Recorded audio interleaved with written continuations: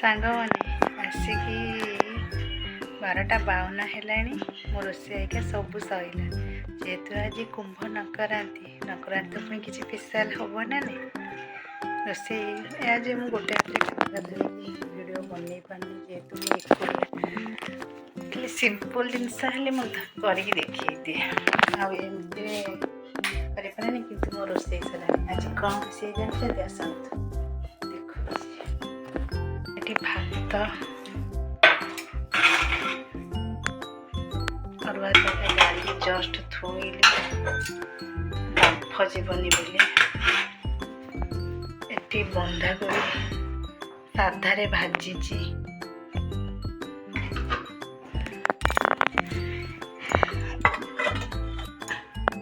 ଏଠି ଡାଲମା,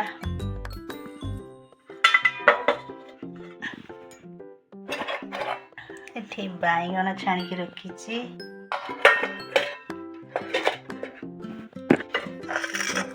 ସାଧାରେ ପାଗ ହବ। ଇଏ ଥିଲା ଆଜିର ରୋଷେଇ ମୋର।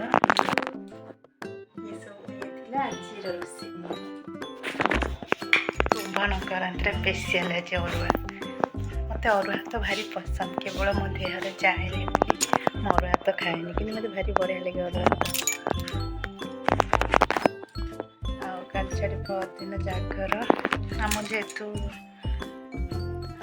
ମଝିଆ ଶ୍ୱଶୁର ମରିଛନ୍ତି, ମନ୍ଦିର ଯିବୁନି, ଖାଲି ଘରେ ଉପାସ ରହିକି ରହିବୁ ଆଉ।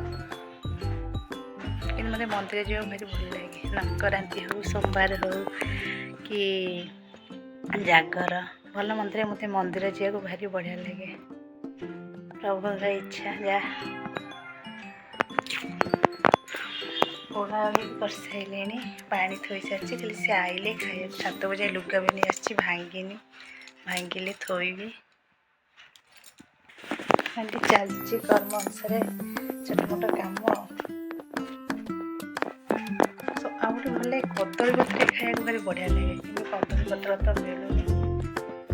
ଅଛି ନାହିଁ କ'ଣ, ସେଇଠି ମୋ ଆଖି ଆଗରେ ଦେଖାଯାଉଛି। ଏଇଠି କେହି ଦେବେନି। ଗାଁ ମାନଙ୍କରେ ହେଇଲ ଅପା ହେଇଲ ନାନୀ କି ଖୁଡ଼ି ହଉ କି ବଡ଼ ବାପା ହଉ କି ଭାଉଜ ହଉ, ଟିକେ କଦଳୀ ପତ୍ର ଦେଉନା, ସେମାନେ କଦଳୀ ପତ୍ର ଦେବେ। ଏଠି ଦେବେନି ଅଛି ନା, ସେ ଥିଲେ ମାଗିଲେ ଦେବେ। ସମସ୍ତେ କ'ଣ ବାବା ଭଲ ପାଆନ୍ତି?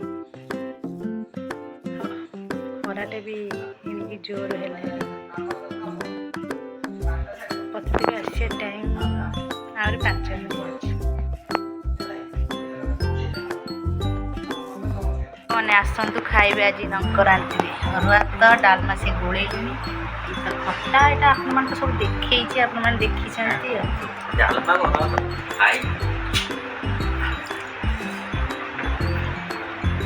ହଉ, 1:30 ହେଲାଣି। ଖାଇଲେଣି, ମୁଁ ବି ଯାଉଛି ଖାଇବି। ଆଜିର ଯେହେତୁ କିଛି ବ୍ଲଗ୍ ନାହିଁ, ଟିକେ କରିବା କଥା ଆଉ। ଏଇସବୁ ବ୍ଲଗ୍ ଆଜିର। ସେ ଖାଇଲେଣି, ମୁଁ ବି ଯାଉଛି ଖାଇବି। ଆପଣମାନେ ବି ଆସନ୍ତୁ ଆମ ସାଙ୍ଗରେ ଖାଇବେ। ଖାଇକି ଦେଖିକି ସାଙ୍ଗେ ସାଙ୍ଗେ ସବସ୍କ୍ରାଇବ୍ ଆଣ୍ଡ ଲାଇକ୍ କମେଣ୍ଟ